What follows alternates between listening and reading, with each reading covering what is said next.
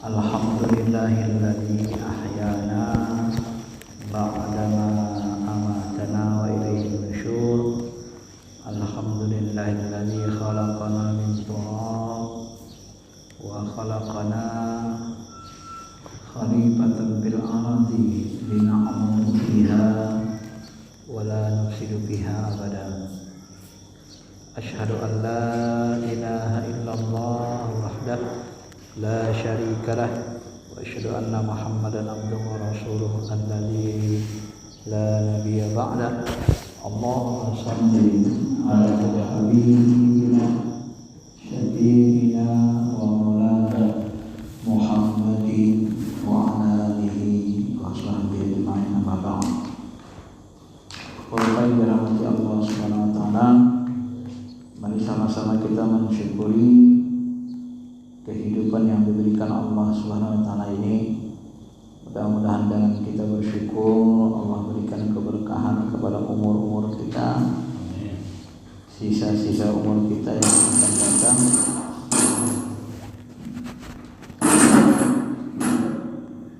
Dibantu Allah Subhanahu wa taala kita untuk beramal, untuk mendapatkan ridhonya, dan mudah-mudahan nanti kita dipanggil dalam keadaan husnul khatimah dan dimuliakan Allah Subhanahu wa taala setelah diampuni seluruh dosa-dosa kita. Bapak-bapak yang dirahmati Allah Subhanahu wa taala, ilmu Allah ini sangat luas. Kana al-bahr midada kalimati rabbi lanafidal bahr qabla an pada kalimatmu walau ji'na bimislihi madada. Satu ayat mengatakan sekiranya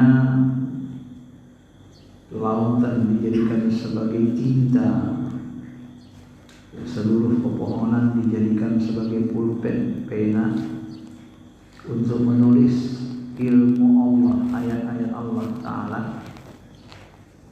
maka semuanya tidak akan cukup. Di ayat lain disebut apabila kamu jadikan 7 lautan sebagai tinta. Nah, dari sini kita pahami bahwa ilmu Allah itu bukan yang tertulis saja di dalam Quran yang terdiri dari 6.000 ayat lebih. Artinya secara logika pun kalau kita membatasi ilmu Allah dengan apa yang ada dalam Quran saja, yang tertulis di Quran saja, sebenarnya kita sudah membatasi ilmu Allah. Tatkala kita membatasi ilmu Tuhan, ilmu Allah Ta'ala, maka sebenarnya sudah terjadi kesalahan dalam bertauhid. Maka Al-Quran itu kalau ditafsirkan, kata Imam Ali, dia punya makna jahir, dia punya makna berlapis-lapis. Ada yang menyebut 4 lapis.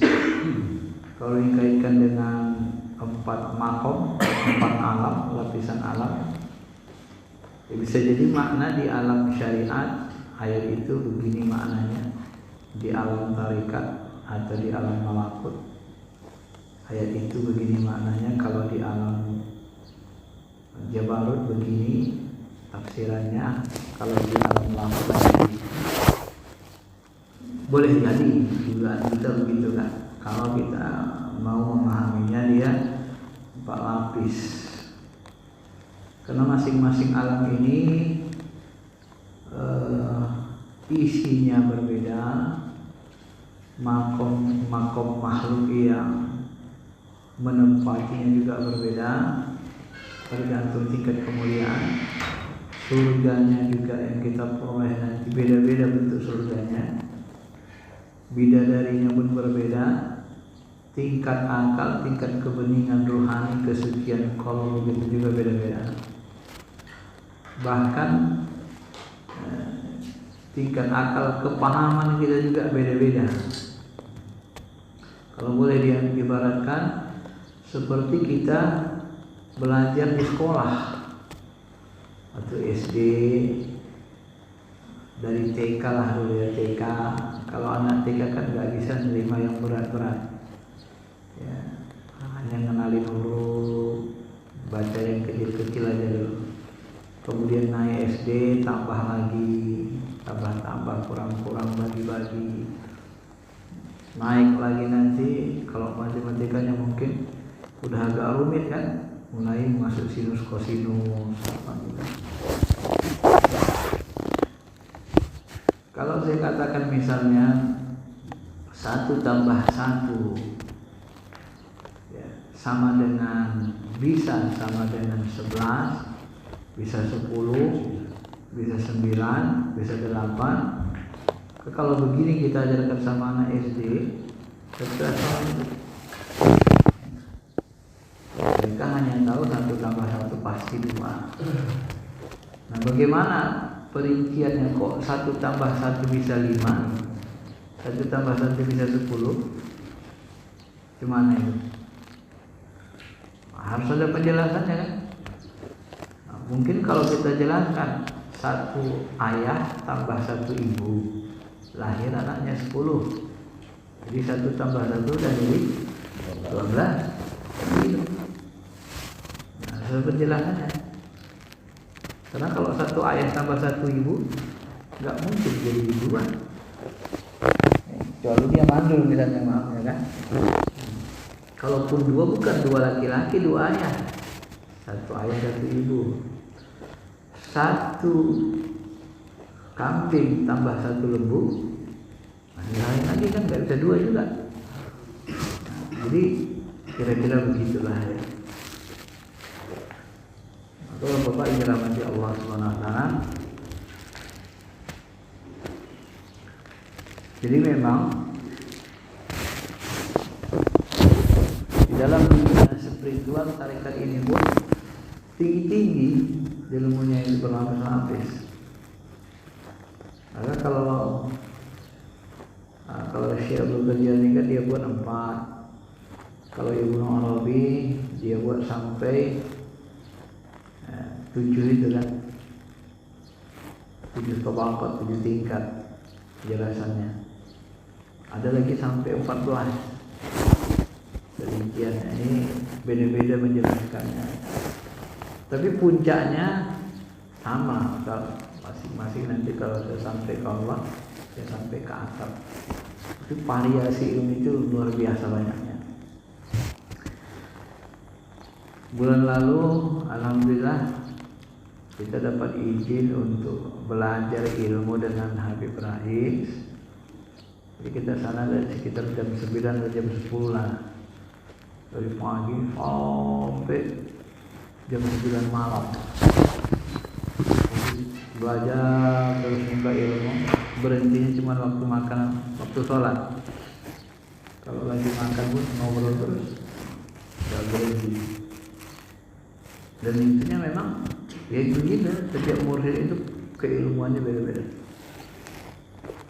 Dan kita memang merasakan banyak hal-hal yang luar biasa. Dan semakin kita mendalami ilmu itu, semakin nyatalah yang ayat saya bacakan tadi. Ilmu Allah itu gak ada batasnya. Ya. Di level syariat, orang yang sudah tinggi nanti di level hakikat, di level hakikat, dia bisa anggap orang syariat ini bisa menganggapnya syirik karena belum terjangkaunya akalnya. Ya, tapi kalau dia sudah mengerti hakikatnya, sudah kenal dengan Allah, kalau sudah kenal kita sama Allah, mana ada lagi syirik? Malah mungkin kita menduakan Allah lagi. Kita kan karena nggak kenal sama dia, kan dia. Kalau bahasa saya begitu. Kalau sudah kenal kita sama Allah, ya namanya sudah kenal kita itu. Yang lain itu makhluk semua. Berarti nggak ada lagi yang kita duakan terus.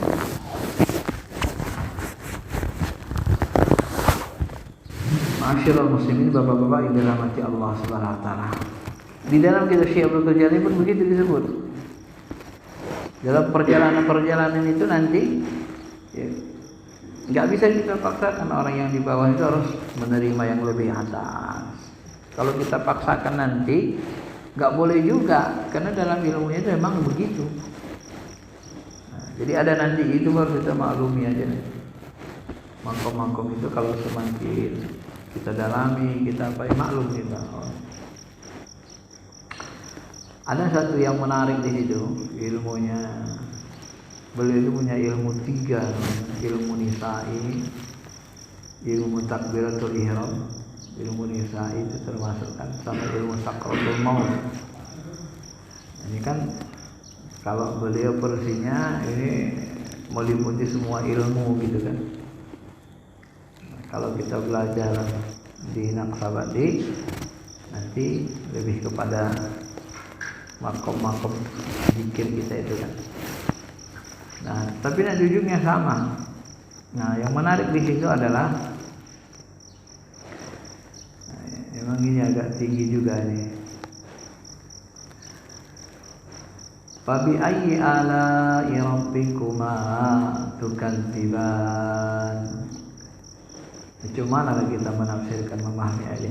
Kalau secara tekstual kan fabi ayyi, fa dengan bi, fa maka, bi dengan ayyi yang mana, apa saja, maka dengan apa saja, ala sesuatu tidak, lah itu kan tidak. Atau bisa kita pahami bi rabbikuma, dengan rabbikuma, Tuhan kamu dua. Coba Tuhan kamu dua, tukadziban, yang kamu dustakan. Jadi kalau terjemahan Departemen Agama kan terjemah tafsiriah. Ya, nikmat Tuhan mana yang kamu dustakan? Kalau lapas tekstualnya di situ ada rabbikuma, Tuhan kamu dua. Oh, ini maknanya sebenarnya dalam. Kenapa di situ ada dua? Rabbikuma, Tuhan dua kamu. Iya, itu kan kalau secara tekstual, secara terjemah kan nggak pernah ada orang membahas itu. Orang bahasnya rabbikuma, Tuhan dua kamu, Tuhan kamu berdua, ya. Tuhan kamu dua, Tuhan kamu dua itu kok bisa dua di situ? Kuma, kok pakai kuma, kenapa? Kan ternyata ada rahasianya, makna. Kalau beliau menafsirkan makna hakikatnya ada di situ. Nah, memang ilmunya itu harus diapakan juga, digurukan sama beliau supaya lebih ini. Tetapi secara ada ilmu yang memang bisa kita sampaikan, beliau bisa sampaikan, ada yang memang harus kita baiat dulu baru dia ilmu itu jadi gitu. Nah, kalau ilmu dalam bentuk pengetahuan gini spiritual boleh disampaikan. Apa kata beliau? Rabbikuma itu adalah Tuhan kamu dua, itu adalah ayah sama ibu. Coba pahami makna Rabb itu apa? Rabb itu artinya pemelihara, bibi. Rabbil alamin, memelihara alam. Jadi, kalau bahasa beliau, coba perhatikan hidup kita ini. Beliau nggak mau menyuruh kita melihat Tuhan yang nggak kelihatan itu, zat itu, dan itu tak dijangkau akal. Beliau mau menyuruh kita melihat Tuhan kembali ke wujud manusianya. Coba lihat hidup kita. Yang menjadi Rob kita dalam kehidupan siapa? Anak-anak kita itu yang kecil-kecil, siapa Rob mereka yang menjaga, memeliharanya siapa? Coba lah bapak bayangin, paham. Siapa menjaganya? Orang tuanya kan? Nah, itulah. Jadi kalau bahasa hakikatnya tempat tajalli Allah itu ayat ada sih. Tajalli afalnya, tajalli sifatnya. Dan manusia, ilmu itu, manusia yang paling dekat dengan Allah itu dari seluruh makhluk itu manusia. Sampai Allah katakan wa nahnu aqrabu ilaihi min hablil warid. Kami lebih dekat dari ulat lehermu. Ini tidak berlaku kepada binatang, tak berlaku kepada bumi, langit, berlakunya ke manusia. Artinya tempat tajalli sifat af'al Allah itu yang paling dekat, yang paling nyata itu manusia. Maka manusia ini disebut makhluk terbaik kan? Ahsan taqwim, sebaik-baik ciptaan Allah. Nah, dari seluruh ciptaan Allah siapa yang terbaik, yang paling sempurna? Manusia. Ini rahasianya lagi. Coba perhatikan. Saya pahami dari dia. Coba kalian perhatikan bagaimana cara Allah menciptakan manusia. Siapa yang dilibatkan di situ? Inna khalaqnal insana min nutfatin. Sesungguhnya kami ciptakan manusia dari nutfah. Yang dilibatkan Allah di situ siapa? Ayah ibu. Kalau maafnya Allah tuh menciptakan, dia tajallikan alat ciptanya jadi ayah ibu. Kan? Sebenarnya kan maknanya di dalam nih. Jadi kalau bahasa sederhananya ya, maka kita disebut itu khalifatullah. Khalifah itu apa? Khalifah itu artinya pengganti. Berasal dari kata khalafah, orang yang di belakang menggantikan. Jadi kita ini seolah-olah pengganti Tuhan. Allah itu mau menyatakan perbuatannya, afalnya. Kita yang gantikan gitu loh. Ayah ibu kita tidak membuat kita gitu. Maka disebut itu khalaqna, kami ciptakan, dilibatkan fisik ayah ibu di situ. Wah, itu saya agak merinding saya mendengarkan seperti itu. Kenapa? Seolah-olah ya ibu inilah Rabbikum gitu, Tuhan kita. Karena mereka langsung dilibatkan Allah dalam mencipta. Mencipta apa? Makhluk terbaik. Tidak ada makhluk yang terbaik daripada manusia. Kan seram kita dengar Rabbikum. Maka nanti dibongkar-bongkar begitu rahasianya. Bongkar lagi kedalaman maknanya itu, maka disitulah nanti berpunya ilmu nisai yang sebenarnya kita pun belum dapat ilmunya semua itu. Disitulah boleh mengatakan bahwa wanita itu adalah dia termasuk orang yang paling unggul, paling utama bagi manusia. Kenapa? Karena di dalam rahimnya itulah jadi Rabbun, dipelihara janin itu. Itu dijadikan Allah, maka disebut dengan rahim. Rahim itu kan Allah, sifat Allah, Maha Pengasih Penyayang. Di situlah dia dipelihara, di wadah rahim itu. Ini agak dalam pemahamannya sampai saya merubah pikiran fikih saya menjadi hakikat. Maka kita ini Pak, tak boleh kita menghina istri kita.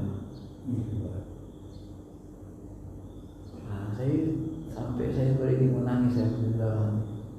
Tak boleh kita melemahkan istri kita.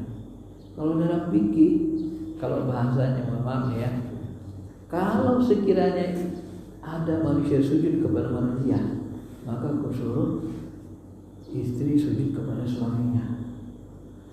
Nah ini mohon maaf, kadang-kadang karena ilmu fikih ini yang menulis bukunya fikih itu laki-laki, maka kadang-kadang muncul pengaruhnya itu, kelelakian itu muncul. Artinya hadis-hadis yang dimunculkan itu cenderung memihak laki-laki gitu.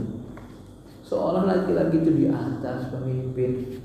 Padahal mati kita Pak kalau nggak ada ibu kita. Padahal berbuat baik yang paling utama 3 kali kepada ibu, baru 1 sama ayah. Padahal yang dari makan ayah. Nah, tapi yang berdiri itu ibu. Maka ibu itu disebut itu apa artinya? Kitab al-Um. Itu kumpulan, mengumpulkan. Nah ini mohon maaf lagi, kita buktikan. Kalau ayah meninggal, itu masih ngumpul sama ibunya. Berarti kan? Tapi kalau ibu meninggal, anak ngumpul nggak? Nggak mau lagi ngumpul, payah. Karena kekuatan ibu itu bisa mengumpulkan keluarga, maka disebut dia. Ini penafsiran yang dari kemarin. Saya kan orang syariat, dulu baru pikir itu harus tunduk. Begitu dijelaskan Habib Rais rahasianya. Itu ibu itulah seperti Tuhan kita lah di dunia. Tajalli Tuhan kita sini. Makanya kata Nabi apa dalam hadis sahih? Kau kalau hidup orang tuamu, hidup ibumu, gak bisa kau masuk surga. Celaka kau. Gak bisa nantarkan kau ke surga, celaka kau. Itu hadis sahih kan? Ini yang selama ini saya merasa seperti salah kita memahami kehidupan ini. Makanya memang istri kita itu memang kalau bahasa hakikat memang harus dimuliakan. Dia seperti Tuhan itu di rumah. Maka kalau dalam majlis syafi'i, ya ini kalau kita kaji lagi, sebenarnya majlis syafi'i itu nggak boleh kerja. Dia di situ saja, dia sama anak, didik anak, udah ngajarin anak sholat. Nggak boleh kerja mencuci apa semua. Kalau profesor Nanda juga aja itu semua Pak. Masih gaji. Cuma mau gaji tak ada duit kita kan, sudah tak cukup kan. Nah, Fatimah itu kan sampai nimba air karena Ali nggak banyak duitnya gitu kan. Dia susah payah. Tapi begitu mau dipoligami Ali, sakit hatinya. Lapor ke Nabi ya Rasul ya. Fatimah manggil ayah anda lah ya. Wahai ayahku, Ali itu mau poligami. Singgung dia. Lalu dipanggil Ali. Apa bahasa Nabi? Wahai Ali, siapa yang menyakiti Fatimah, dia menyakiti diriku. Gelentar, di mana berani poligami?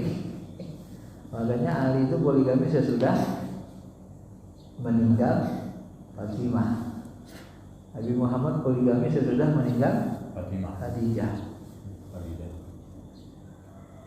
Saking memuliakan istrinya gitu ya.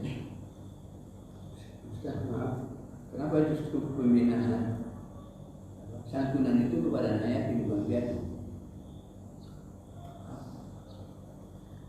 Santunan kepada anak yatim, Bukan anak piatu. bukan anak piatu. Yatim itu orang yang ayahnya meninggal gitu ya. Ya karena yang mencari nafkah itu ayahnya, lebih kepada ekonomi gitu ya. Itu sisi lain lah kita lihat. Kalau piatu gak ada ibunya. Iya. Itu penggunaan istilah dalam syariat kalau gitu ya. Yatim piatu. Atau ada orang yang mengatakan bahwa anak piatu juga harus disantuni. Iya, dari segi bersih.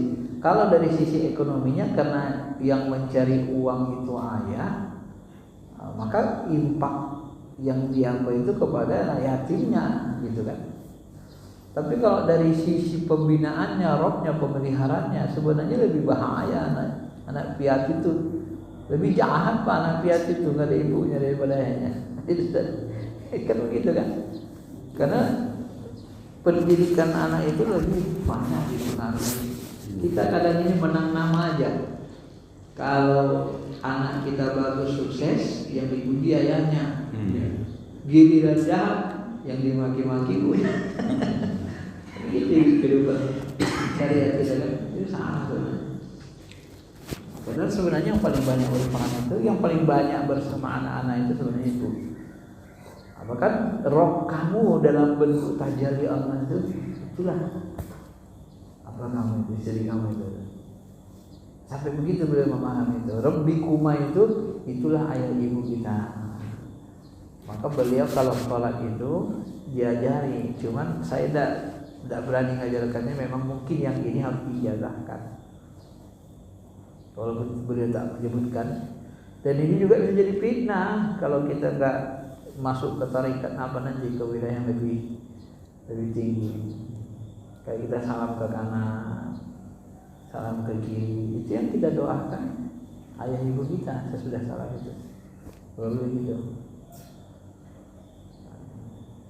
Karena beliau sampai beliau mengatakan ini, jasad kita ini jasad kita ini kan dari ayah ibu, mana ada yang punya kita ini? Jadi diri kita punya ibu ini sebenarnya. Ya kan?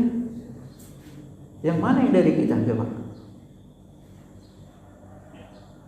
Yang mana dari kita? Mana ada kan?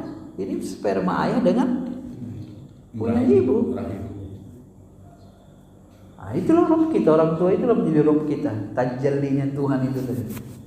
Maka disebut babi ayyi ala'i rabbikuma tukadziban. Rob Tuhan kamu dua mana? Tuhan kamu dua itu ayah ibu maksudnya. Tuhan kamu berdua mana yang kamu dustakan? Kalau kamu tidak bisa berbuat baik kepada orang tua kamu, jangan harap kamu bahagia dunia akhirat. Enggak akan dapat. Makanya untuk menjadi wali kutub, jadi wali, kalau bahasa Habib Lutfi pun sama, bahasa ulama lah. Apa kuncinya? Kuncinya cuma dua. Ya, taat pada Allah, ikut mursyid sama guru. Udah taat sama orang tua, wali. Nah, siapa wali kutub zaman Nabi yang dikenal? Kasyatnya luar biasa. Wes Al-Qarni. Apa amalannya coba? Amalan dia apa? Ibu.